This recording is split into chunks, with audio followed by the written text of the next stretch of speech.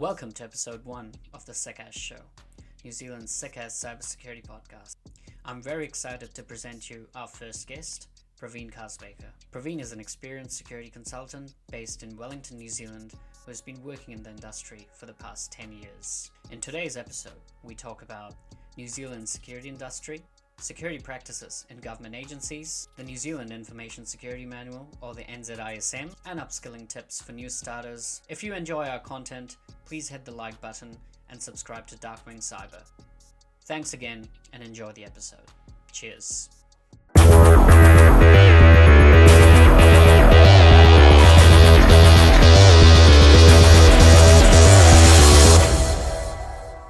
Welcome to the SecAS Show. I'm your host and presenter, Rick, and I'm really excited to present you the first episode. And this couldn't have been better with our first guest. Let me introduce you to Pravin. Thanks, Rick. How's it going, Pravin? I'm good. How are you doing? Nervous, Yeah, that's the first one is always like that. Yeah. as you can see. But no, really, really good to have you here. And I think, as I said, couldn't have been better without your presence. Well, I'm equally thankful to you because even this is first time experience for me, but I've done few talks before, so feeling really excited about it. Awesome. Cool. So, Pravin, let's start up with, because I've known you for a while. Yeah. I've worked with you previously, but I think our wider audience would be really excited to get to know you a little bit. Why don't you tell us a little bit about where you grew up, your schooling days, university, and then finally we can come into how you got into security. Sure. Thanks. So I am originally from India, and the first 7 years I grew up in very little town. I was born in that town. It's in Maharashtra state called Sangli. And later we moved in Mumbai because my dad's transfer. And that has changed life a little bit because going from small town to a big city like Mumbai, which is really Cosmo. One of the world's busiest cities, yeah. Amazing. Very Cosmo, as well as it is, culturally a little bit different from where I was actually born to this new place.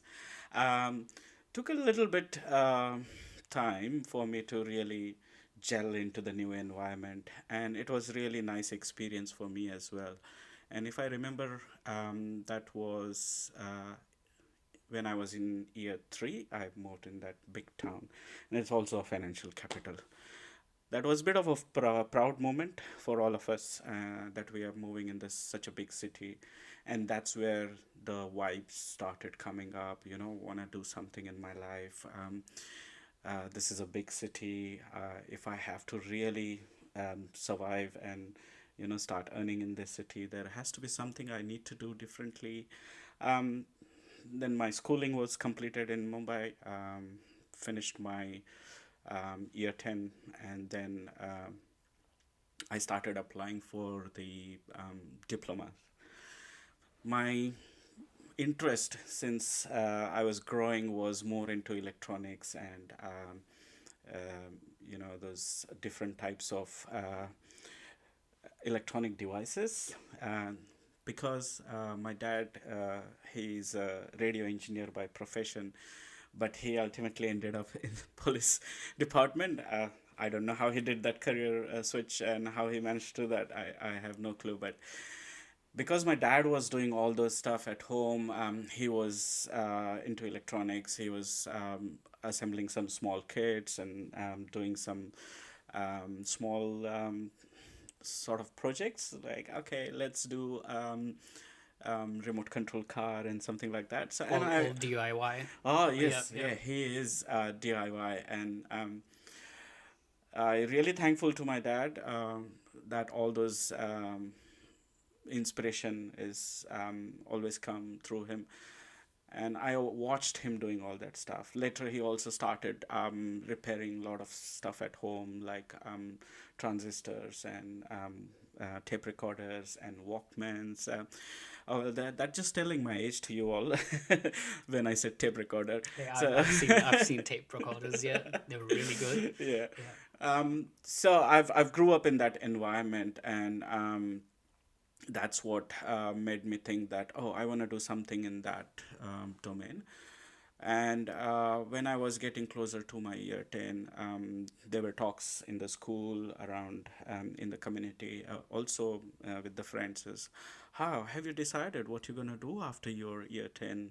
Are you going to go to just like a normal bachelor's degree, like science, arts, and commerce, or you want to do engineering or doctor? So I was clear in my mind that my attraction towards electronics is always, inspiring. So I thought, yeah, why not look something in that area? And then computers were just getting introduced. I still remember when I was in year 10 that I used to live in a place called Andheri, and that was the first Apple Heritage office, sorry, a showroom there. Right. And I used to drop in that store and just go window shopping. And always the salesman used to ask me, "Sir, you want to buy something?" And in the back of my mind, it's Apple. It's crazy expensive. Yeah. So, Yeah. but that was another sort of driver for me to think about computers. And then my dad had a subscription of a magazine called Electronics for You, which was all about DIY, and I read about computers in that magazine first, and then how I got attracted towards that's how I got attracted towards the computers. So yeah, I got my tried for my diploma admission, and luckily I got one seat, but that was into mechanical engineering, and I said, oh, why not, let's try that as well. Just for the Yeah. audience context, because this is the context I know from back in India as well. Yeah. Like you have to rank, yeah, or you have to gain a certain amount of percentage in order to study what you want Yeah. to. Unfortunately, a lot of my peers, a lot of my friends, and a lot of your friends as well, they must have faced this, that they wanted to study something else Yeah. in an engineering college or university, but they couldn't because they couldn't qualify or rank, out of. Yeah, heaps of competition, and I think that's the reason the higher grades you have, the higher chances you're getting into studies like engineering and doctor. Otherwise, you do your traditional bachelor's in arts, commerce, science. So that's how it was in India then. Now there have been many open Yep. universities where you can explore your opportunities. But yeah, that's how I finally got into mechanical engineering, and I did complete my mechanical engineering, but my heart was always towards computers and electronics. And then when there was a time for degree course, I just inquired within uni that, hey, look, I have completed mechanical engineering, but I always wanted to do electronics or computers, and is it okay if I apply for that seat? And it was okay then, and um, because some of the subjects are similar, so I was allowed to start in a second year of degree, and I completed my computer engineering in the uni, and that stuff. The studies in India is very different. You have to on top of it. There is a lot of theoretical work, and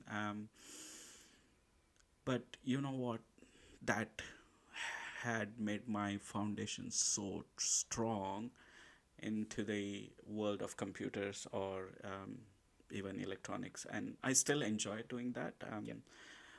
At home, still I just do some small projects. I have got kits like soldering iron and everything, so um, and yeah, that's how my engineering finally completed, and that's overall my educational journey so far. Yep. Yeah. That's I can truly relate to that.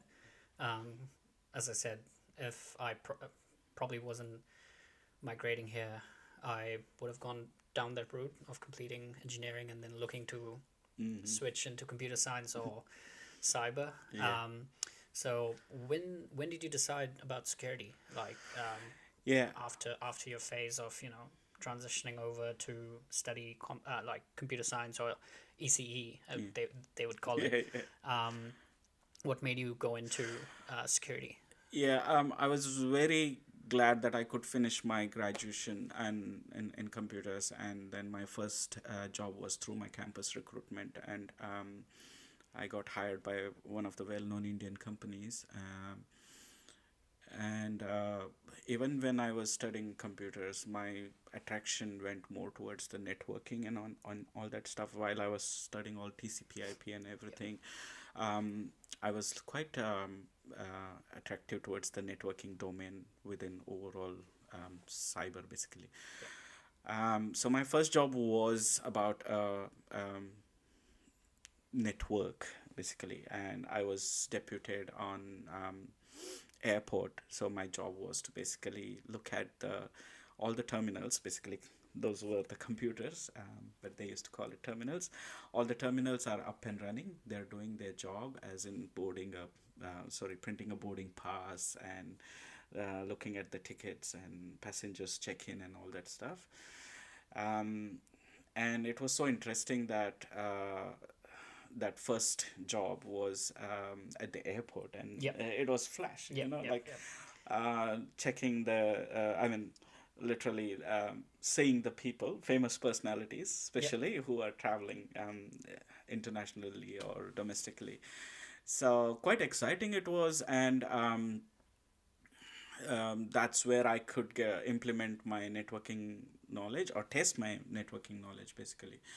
That first job has taught me a lot of things about network. Till then, I haven't had any clue about security, because I think those during those days, the security was not very um, famous, I would say, like Well marketed, right? Yeah. Yeah. not known to many people. Yeah. I think security was there, Yeah. but it was not known to many people. And even with that, my first job, I was somehow contributing towards the cybersecurity, though I was doing networking stuff, but I was somehow contributing towards the cybersecurity.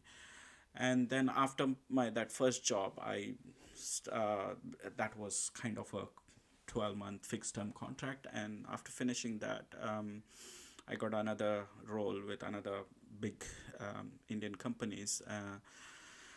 And started working on the systems administration side a little bit, because I wanted to explore those areas as well, because computers was sort of They a were main around, and attraction. yeah, yeah, Yeah, exactly, yeah, computers. yeah. Yeah, Next and big thing, yeah. like literally, I was like in that first, second job, when I saw like big servers Yeah. and making loud noise Yeah. of their Just fans and humming, everything yeah. humming, and looked at the data center, so that was quite exciting. And so I did like system administration work, as in taking backups and exchange administration, patching, and the regular maintenance, even like opening up the server's chassis and cleaning the dust out of it. So I've done that as well, and quite interesting it was. And while doing that, I have got introduced towards the security domain of it. So that's when I first got introduced to the firewall. And while troubleshooting anything on the system side, I've heard from my seniors saying, "Oh, this is not working. There could be a firewall issue or network issue." I think that pattern is still there. If anything doesn't work, everybody is to blame network. Yeah. Anyways, but yeah, so I did that for a while and then switched back into networking. And because I got a bit nervous about why everybody is blaming network, so let's go and check out what's happening in that area. So I got really hands on onto the routing, switching, and a lot of other networking thingy, VPN configurations and everything. So that's was stepping towards the security. So while doing VPN configurations, configuring the encryption algorithms for the secured VPN tunneling, and that's when like was my kickoff into the cybersecurity, and then after slowly and steadily have learnt all other tools and devices like IPS, IDS, firewalls, WAFs, and everything, antivirus, and all that stuff. So yeah, that was the, I think, the start of the Kickoff. cybersecurity Yeah. journey. Yeah. And here you are. Look at Yeah. you. Now that's really really awesome. And starting from like that moment on, what made you decide that New Zealand's the place that I want to go to? What made you choose New Zealand? It could be a random Nah, job or good just good question. I mean, when I was working in India, I was not even known or aware of the situation that I would move to New Zealand. But one of the organizations I was working for, that made me a lot of international travel for work. And the first international travel was in Australia, Sydney. And I was there for on a client side for doing security, one of the domains within security, which was identity and access management. So I was responsible to implement the ITIL process on identity and access management, and also the ITIL process of IT service continuity management. That was my first overseas travel, and there was always interest doing overseas travel. I lived there for a year, did my project work, and went back to India. And when I was in Sydney, loved I it. was very close to New Zealand. Yeah, yeah. I heard about Wellington is a place. I heard about Queenstown is most beautiful place in New Zealand, and that has created a little bit of space in my heart. Is like, oh wow, sounds very interesting, and it's a small little Community. country, Yep. And country. Yep. and Yep. why not go there and explore? But after that, I had done few other international travels and started applying for jobs in New Zealand, and luckily got through one, and that's the my starting point to getting entry into New Zealand. And so I think that's good context that we've established. Starting from your overseas experience to how you got into security, and from there till now. And when I met Pravin, he he's like, I'm saying this in front of you. He's one of the most humble people I've ever met, but one of the most experienced. And the man's got so much knowledge. And if you ask him something, he'll explain it really, really well, without any hesitation, anytime, even if it's like Friday, 5:36 p.m. It's crazy how humble he is, which is what life teaches you, right? Yeah, of course, sharing is caring. I personally think when you share the knowledge, you grow the knowledge, and you also keep up to date with your knowledge. And it is so important in the current environment that you stay on top of everything, and there is lots of moving parts around you, Yeah. that you should be aware of. Yep. And you know, learning never finishes. It's always, the more you learn, The better you become, yeah, right? better you Yeah, become. 100%. Yeah. So Praveen, for our viewers here, um, let's talk a little bit about New Zealand's security industry, how things work, especially in the New Zealand government space, because you and I both have worked Yeah. in the government space, and I thought that could be a really good place to start and kick this podcast off, by talking about how New Zealand government agencies protect themselves, how they should, in fact. What are some of the things you've come across, like some of the processes, what level of assurance they go for, some basic terms for our viewers who are applying for jobs, who are looking for these terms, and yeah, and then we can start off by talking about this. Yeah. Sure. Thanks. Um, I've been here around 10 years. It's a very short time, but uh, there will be people who have been living and breathing here since they were born, so they know better than me. But I will just share my experience, how I studied this market in terms of cybersecurity. Um, Wellington is a capital city, and again, it's the coolest little capital in the world. First of all, it makes me feel really proud that I'm in this coolest little capital city. And in terms of cybersecurity, um, it is it was considered to be a sort of a niche area, an absolute skill shortage area a few years back. At least when I came here, my visa was done really Really fast, quickly, yeah. very quickly, That one because person applying for this job, yeah. yeah, because that was in a absolute skill shortage listing. And I think that itself tells is how the market was then when I arrived 10 years ago. Um, yes, there are well seasoned people who have lived and breathed into cybersecurity. But for you to get into that environment and get friendly with everyone, and everyone getting friendly with you, it matters the most. Wellington is a very friendly place. I won't talk about any other cities in New Zealand because I haven't lived there. But as far as Wellington concerned, it is a very friendly place. But it's not one way; it is two way. You have to be friendly to be friendly with someone. It's very important. And another aspect I have seen that it is always good to socialize with the people within the cybersecurity community. It's not a very big community, it's a small community, but you have to be social with them, keep connected with them. Um, Otherwise, it's absolutely like out of sight, out of mind.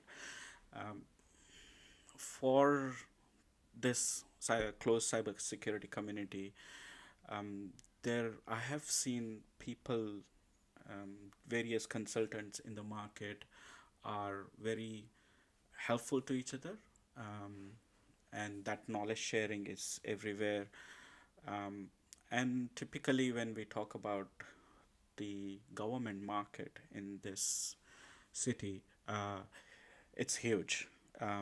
It's hub for government industry, and the way they operate is basically a little bit different than privates. There is lots of legislative and security requirements, where NZISM is like a bible for Wellington market, For our for viewers, government. do you want to Yeah, say so what the NZISM is yes, in like very few words? yeah, so NZISM is New Zealand Information Security Manual. It has the requirements about security, which basically demands that you must or must not or should not have these security controls in place, depending on what level of infrastructure and what level of services or solution you're implementing. And it's not the same as the Australian ISM. It's different. It's ASD, different. yeah. So majority of the country government have their own information security manual or guidelines or standards, and NZISM is like that. It is very interesting. It is a really big book. if if if someone wants to really go and understand what NZISM is, it is publicly available. Go search on the site, and you will find it. And it's a really good starting point to understand what level of security government try to implement and monitor for the government agencies. I think that's a good starting point for anyone who wants to um, get into the cybersecurity domain within New Zealand government. Um, every government agency operates in a different way, so there would be some sort of tweaks and twists that you want to make up on the basis of the way you operate and what is best for your organization. Some agencies really operate in a similar way. There are various models depending on the real requirement, because solutions are so many various ways to solve your business problems and business outcomes. And for us, and especially in government, it is solving the public services. So there are various things, various solutions and services in the place. So it really depending on that. Um, so in a crux, or if I have to summarize, um, it's a different market. It is a sort of bit.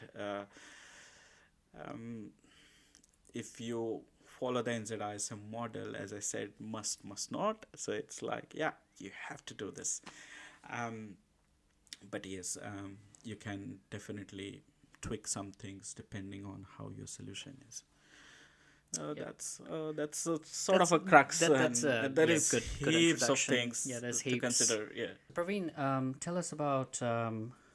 Obviously, you've worked in the government sector and the private sector for a long time. But can you tell us a little bit about how this process works? Like in terms of government agencies having to follow NZISM to secure themselves according to NZISM recommendations? Yeah, so the certification and accreditation process is basically quite well detailed into the NZISM. It begins with the risk assessment, basically, where you actually they calculate the risk, or understand the risk that your system or your services are exposed to. In that risk assessment, you typically see various key risk drivers and various elements that could materialize your risk, and you determine the gross risk rating, and you apply some controls. Basically, that controls will reduce the risk position that is acceptable to your business. And once you have done that, you'll have to really test those controls that you have determined to reduce the risk position. Test those controls, once check their implementation effectiveness, and once you found that yes, this is operating effectively and your risk position is now in the acceptable level, that's when you complete the certification. And then the accreditation is basically you go to the senior management, you go to the business and tell them, hey, we have done the certification activities and this is how the current risk position looks, and whether it is in our appetite, in organization's appetite, and do you understand that risk remains up to certain level, because risk can't be zero. So the business should understand and senior executives should understand that yes, this is at acceptable position, and I'm happy to accept this risk, and I'm also committed to monitor and manage this risk in during the life cycle of this particular system that I'm certifying. And when you do that, and when you get the senior executives and business sign off, that's when the accreditation is completed. So that's how overall process is, but it doesn't end there, because you have to maintain the risk position. So there is a lot of assurance activities that you have to keep running, keep doing at certain frequency. There are various industry standards to tell you about those, to maintain the security posture at acceptable level. Possibly another topic for another episode when Praveen's back to talk about those different frameworks. Yes. And it's I guess it's also about helping and assisting and taking projects, especially project managers who are quite worried about delivering projects because of various factors, and it's a tough job being a PM because you have to get everything right in the right place in the right at the right Absolutely. time. It's also about taking that project team and the project manager through that journey, and I think the best feeling after that is when they come back to you and they appreciate the efforts that you've put in. Would you agree? Yeah, it's absolutely a proud moment because you have delivered something for the project. Yeah. And when we talk about government, it's a proud feeling that you have delivered something for for securing the public services for every citizen of the country. That makes really a proud feeling. And you actually form a nice, healthy working relationship with the project team, project managers. I have always seen that having a strong working relationship with the project and program helps really better way, and that's when even project starts feeling that security is enabler, and that's the really a Yeah. sort of a crux of it is making project feel that you're there to help rather than being a Being a blocker. blocker. Yeah. 100%. Um, and in terms of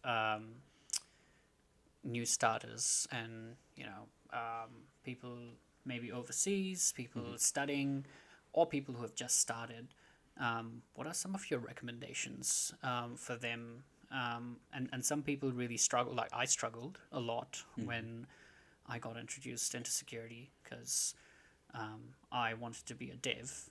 Yeah. And then I was like, why am I doing this? Isn't this like common sense? But then Yeah. things started falling in places. I really started enjoying my job, but it took me a while to actually, be comfortable in that space. So for people who may struggle, or people who are like trying to find their feet, especially in the consulting space or in security space and any sort of security role, what would you suggest to them? Um, People who are traveling from overseas, the only one advice I can give them is there is heaps of demand in this market for security. As I said previously, when I arrived in this country, this was listed as an absolute skill shortage area, and I think that is still the situation. But market has grown. A lot of people have started coming in and joining the security domain. So why not you explore that option? Check your eligibility on the immigration websites that with your skills, with your education background, are you eligible to work in this country, and how easy it is for you to get in this country. Um, but it just doesn't end there. Then the next part starts, for which is common to anybody who is traveling, moving to New Zealand, or anybody who is here. The knowledge, that is quite important. Try and gain knowledge around cybersecurity as much as possible, because what you have learned in your uni program is not just enough. You need to be aware of what's going on and around in the market to be on top of it. And any specific resources that you would point out? For example, like when I was wanting to learn about specific things, and I turned up to YouTube because YouTube is the best place to learn. Because I hate reading for some reason, and so I was like, videos teach me a lot. Yeah. So I looked up to people like John Hammond and Cyber Mentor, Cyber mentor. and learned a lot about specific networking and network pen testing stuff. And Professor Messer as well, with his wonderful tutorials on CompTIA, Yeah. Security Plus. So anything like that you would suggest? That's the right thing to do, but to learn more about this place, if you're moving to this place, there are various other things. First of all, I will advise to basically subscribe to the events that are happening in here, such as Project Wednesday, First Tuesday, KawaiiCon is a big one. listen to the podcasts, local ones, like Can you this can you one. name one? Tech has is one of that. There are lots of audiobooks. You can gain a lot of knowledge through those. Other quite important tool is LinkedIn, Yep. which works really well with me. Once you are in the market, try and subscribe to the groups that are very closely discussing about this marketplace. And I do that every day. It's like my day starts with scrolling on to my LinkedIn page. Why do I get very this market specific news? Because I have subscribed to those groups. I have people connected from this market, from this area. So I see the cybersecurity related LinkedIn posts much than any other, because LinkedIn is vast. It's about everything. Yep. But if you want to focus on cybersecurity, make sure you have subscribed to those groups and various people in the market. And as I said, go to the events. Networking is very important. Otherwise, out of sight, out of mind.